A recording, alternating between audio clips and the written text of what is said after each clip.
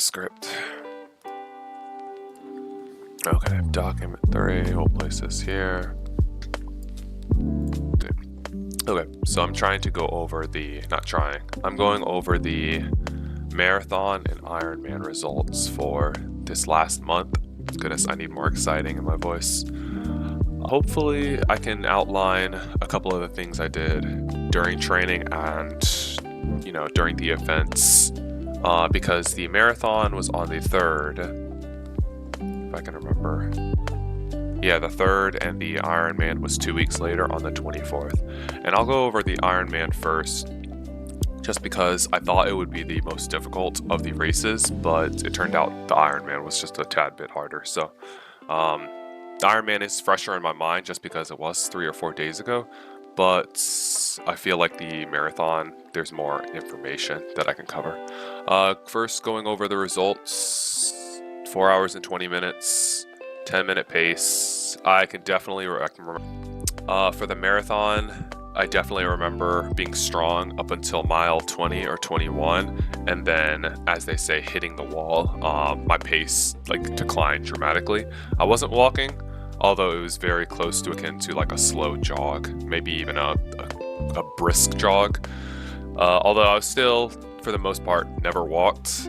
It was close up there. A couple of the photos I can go over, just some silly ones that they at least left on the websites, but there's only 3, weirdly enough. But if you go on the Facebook, let me go back here. I have a whole collection here. Maybe I'll full screen. There it goes. It was just a 26. There was a loop 26 times for each mile, and so you're just running for 4 hours and 20 minutes and 26 times in a loop, where initially it had I think I could show the route. No, I can't. Pretty flat. It went downhill slightly for one of the routes, but the uphill, there was a slight uphill, because you're coming back, and that was a little difficult. It wasn't difficult, I think, until mile 22, where it was very, going downhill hurt and going uphill hurt even more. So that was fun.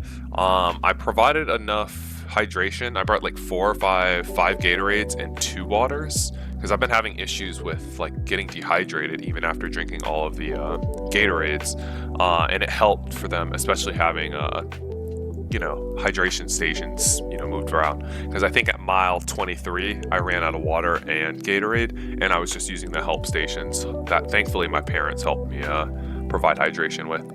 I had the Noosa Tries, as you can see, for my Ironman and marathon shoes, and they helped tremendously, especially considering that I've had cheap running shoes for the past 4 or 5 years in running. Training plan. Oh, okay. Yeah, that's huge. I trained for about 2 months. I signed up in June, I think. I would have to go through the receipt email, but I signed up in June, and then 2 months, so yeah, 3 months training. And for that training, I essentially went from, I could always do 6 miles.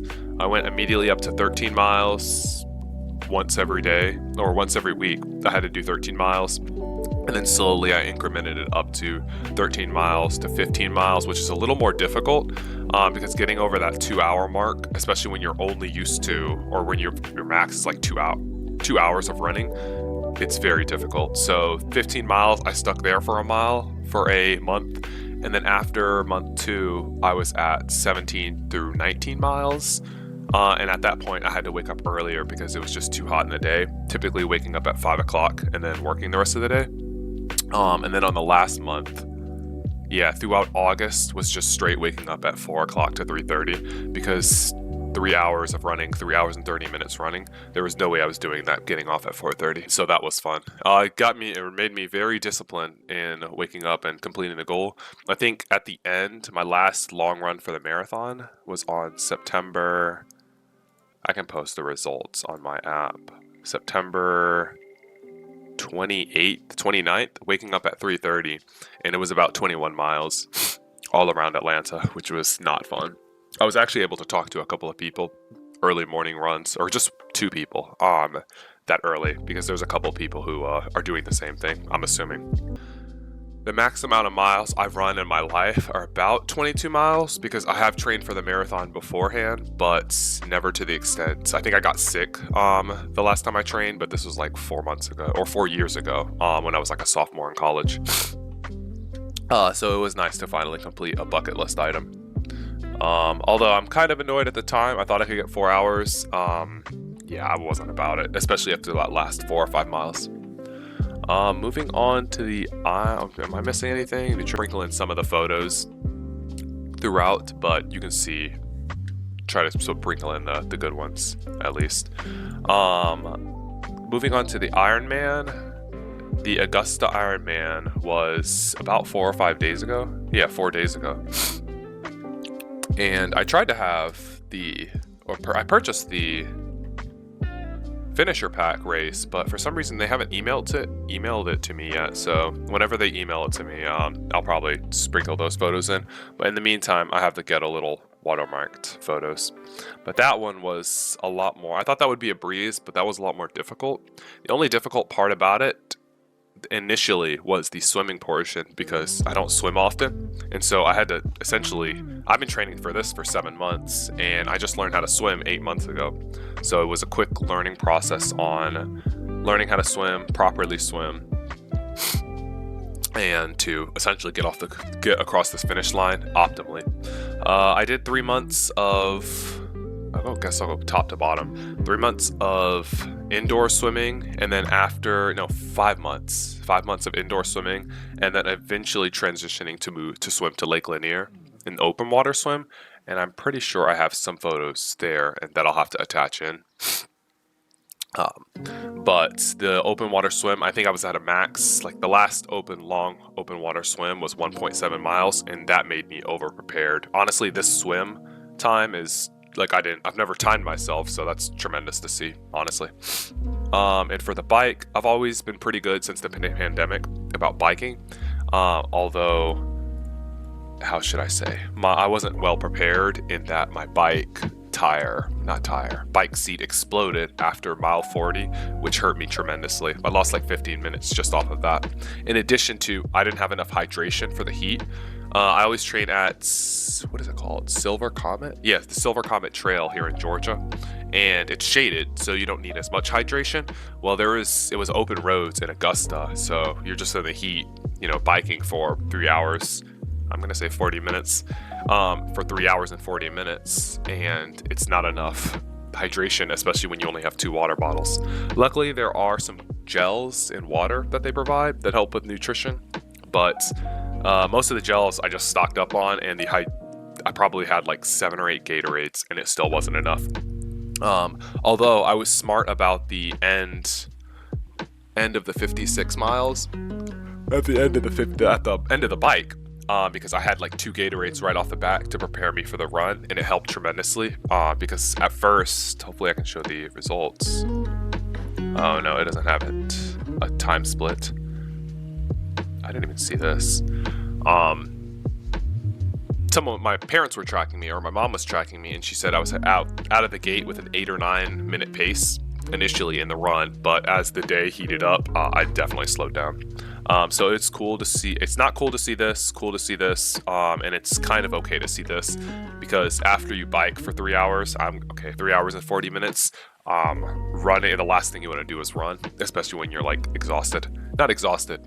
hungry and thirsty while it's hot. So that's fun. And also, it's very difficult, unless you're in the rhythm, to drink right after like the first mile or two, which I learned right after a race, or right while racing.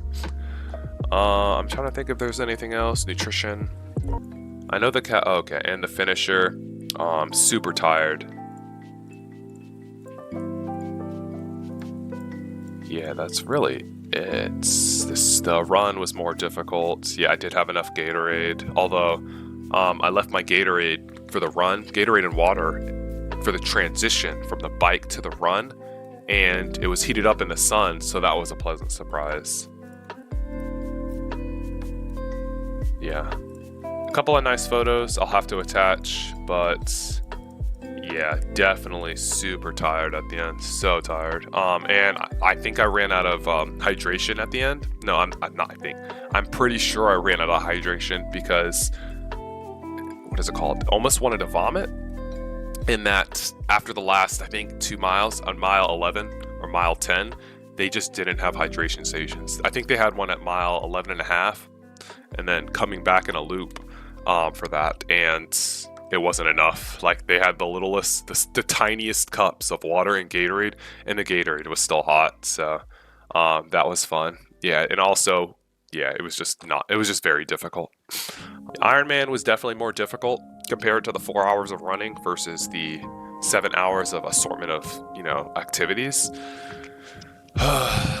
which was I thought would be a breeze, but no, it's a lot more difficult.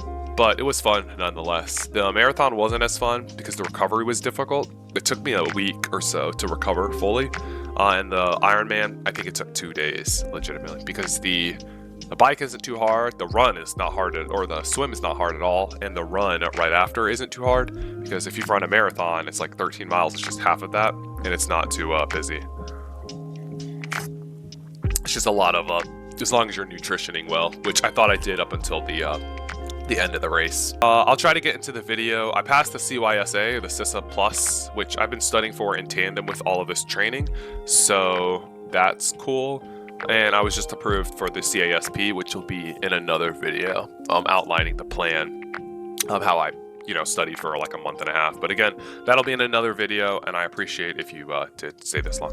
Thank you. Later.